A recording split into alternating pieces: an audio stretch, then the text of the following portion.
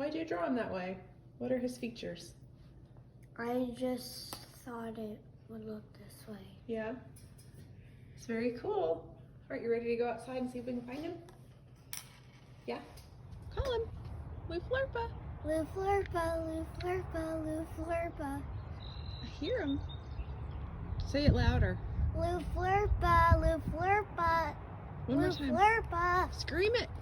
Loof-lirpa. There's birdies. The bird's gone, but I don't know if All right, should we try carrots?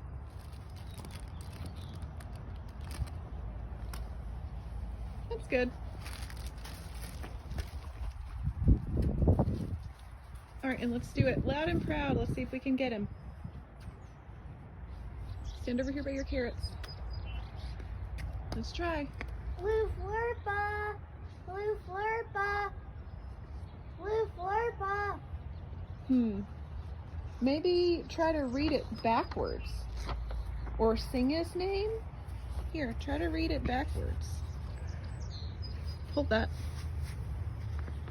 And here's Loof-lirpa. What does it say backwards?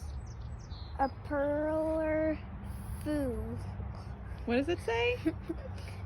A pearl fool.